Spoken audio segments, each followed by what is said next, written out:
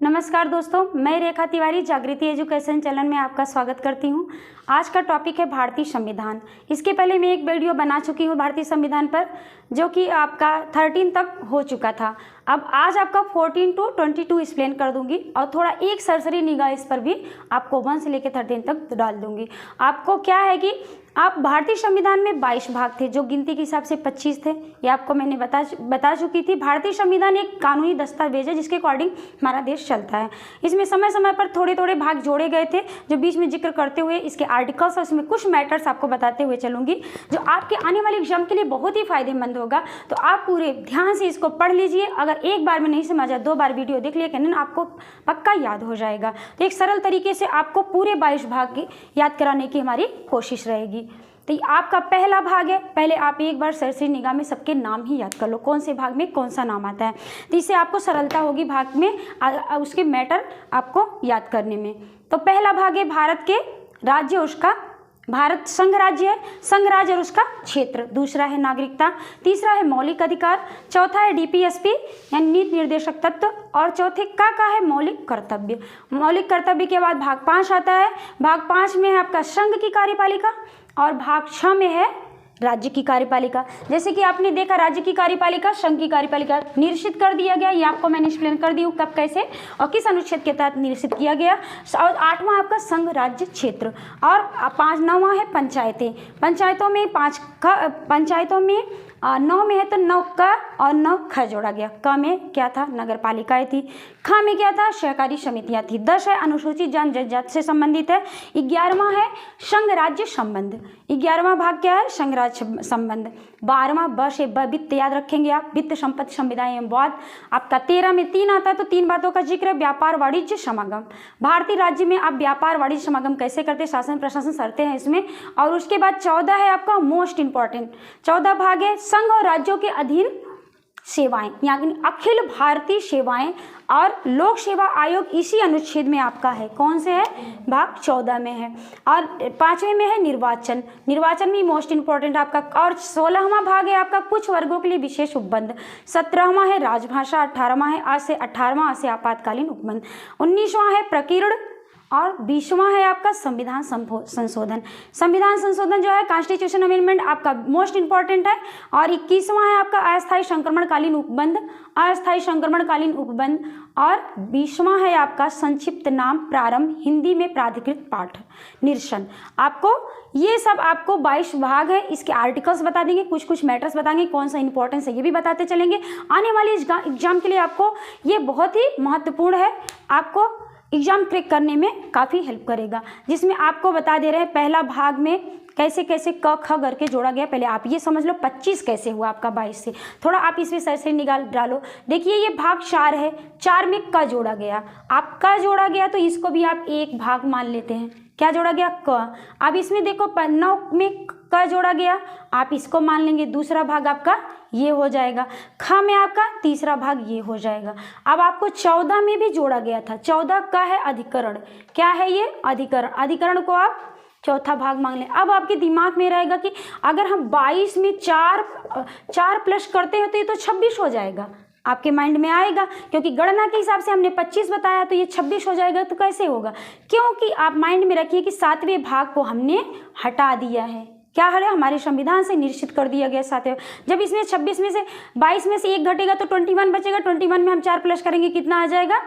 4 plus करेंगे 25। आपके इसी के हिसाब से कहा जाता है कि गणना के हिसाब से भारतीय संविधान 25 हो गया, बट मूल संविधान 22 ही है। अगर मूल संविधान आए तो आपको 22 ही लगाना, गणना गिनती आए तो आपको वो लगाना है। ये रहा आपके 22 भाग और 25 का जिक्र।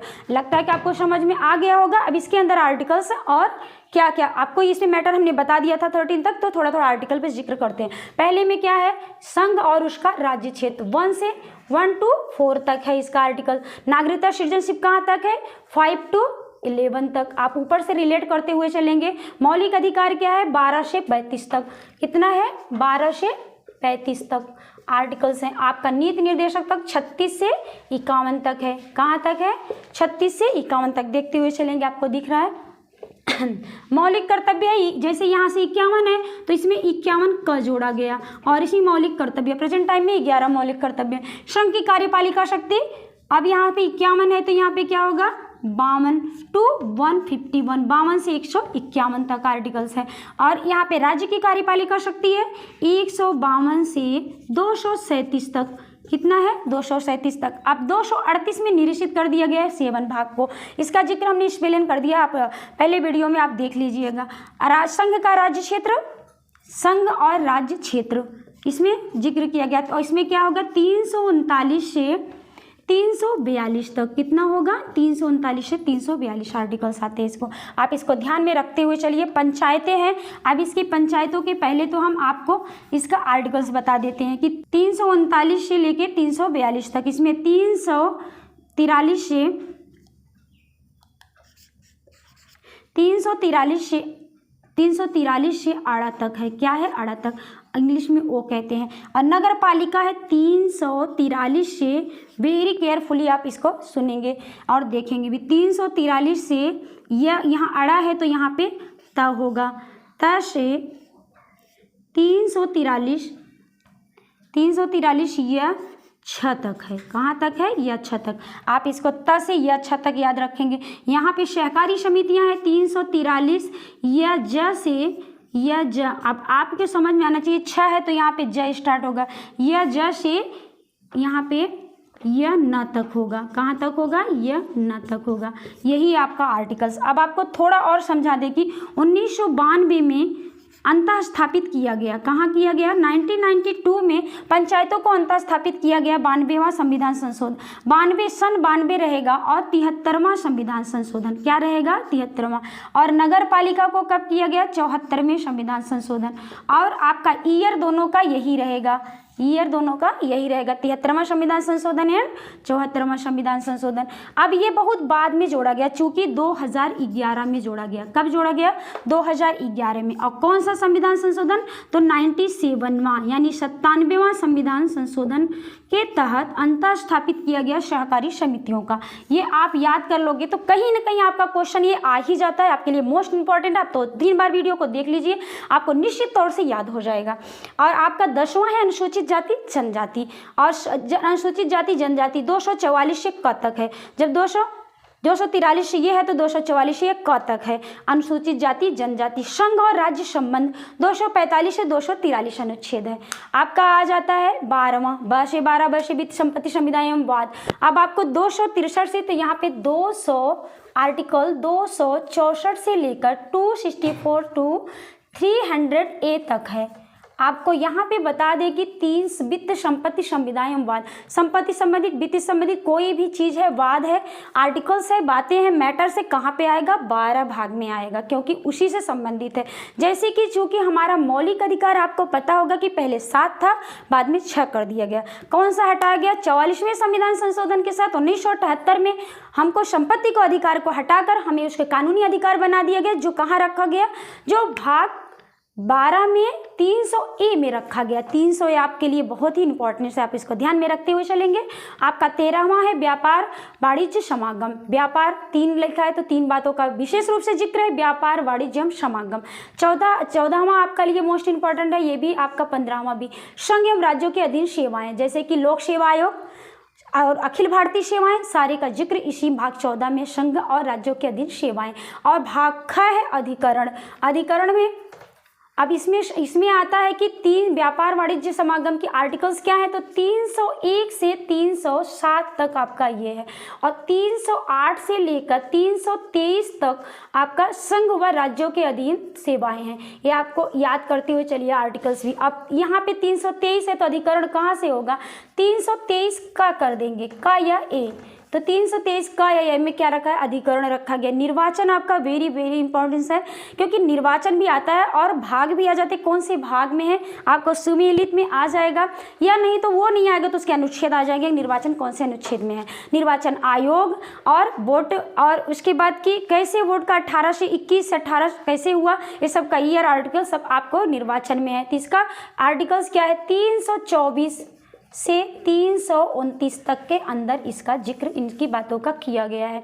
कुछ वर्गों के लिए विशेष उपबंध, जैसे आरक्षण संबंधित बातें इसी में की गई हैं, जो आर्टिकल्स 330 से लेके 342 तक है।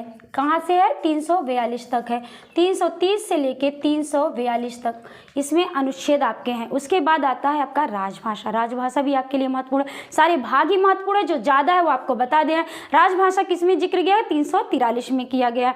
343 में राजभाषा में कहा गया है कि सभी राज्यों की भाषा हिंदी होगी और लिपि देवनागरी होगी, जिसमें से 343 से इसका जिक्र किया गया है और 351 तक आपको याद रहेगा, इसी आर्टिकल के अंदर राजभाषा का पूरा जिक्र किया गया। 18वां आ से 18 आ से आपातकालीन उपबंध। इमरजेंसी पावर आपको पता होगा 3 होते हैं। पहला आपका होता है राष्ट्रीय आपातकाल, दूसरा होता है राष्ट्रपति शासन, तीसरा होता है वित्तीय शासन। अब हम इसको आर्टिकल्स का 352 से 360 तक इसका जिक्र है। लेकिन 3 प्रकार की हमारे पास इमरजेंसी पावर होती हैं। राष्ट्रीय कौन सा 30, ये सही है मेरा,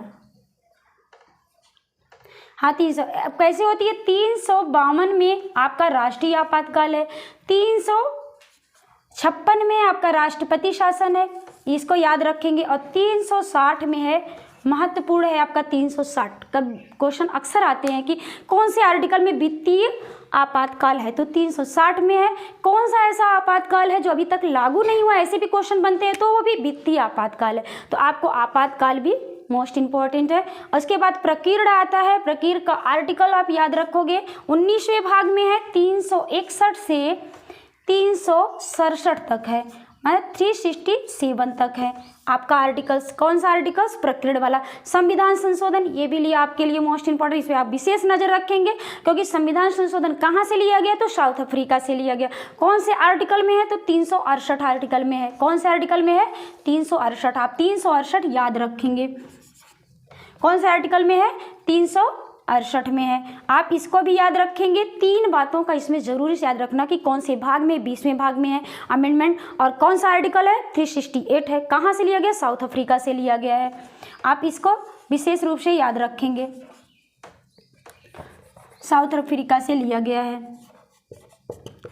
अब इन तीनों बातों का अक्सर घुमा फिरा के क्वेश्चन आ ही जाता है, तो आप तीनों का याद रखेंगे। किसवां है, अस्थायी संक्रमणकालीन उपबंध। क्या है आपका, अस्थायी संक्रमणकालीन उपबंध। आपके इसमें अस्थायी संक्रमणकालीन उपबंध में जैसे आपका आर्टिकल्स आते हैं, ऐसे मतलब अधिनियम या नियम आते हैं कि जो कि अस्थायी रहते हैं, जैसे 370 370 था आपका, हटा दिया गया, वैसे इसी में आते हैं वो। और 22वां आपका है संक्षिप्त नाम प्रारंभ हिंदी प्राधिक पाठ। बहुत लोगों को ये समझ में नहीं आता अस्थायी संक्रमण और संक्षिप्त नाम। तो संक्षिप्त नाम का मतलब होता है कि जब हमारा संविधान बना तो निश्चित किया गया कि एक शॉर्ट नेम रखा जाएगा, जो कि रख दिया गया, भारतीय संविधान बना दिया गया, नाम कर दिया गया, उसी को कहते हैं संक्षिप्त नाम। प्रारंभ की जब हमारा संविधान प्रारंभ होगा, स्टार्ट होगा, लागू होगा, तो पहले के जितने भी अधिनियम हो वो अपने आप निरस्त हो जाएंगे। और हिंदी में प्राधिक पाठ है कि पहले हमारा संविधान इंग्लिश में था, जो 1987 में हिंदी में रूपांतरण किया गया, और उसके बाद आपका निरसित कर दिया गया। उसके बाद आपके पहले के जितने भी अधिनियम थे, निरसित का मतलब होता है लास्ट में निरसित भी है इसमें,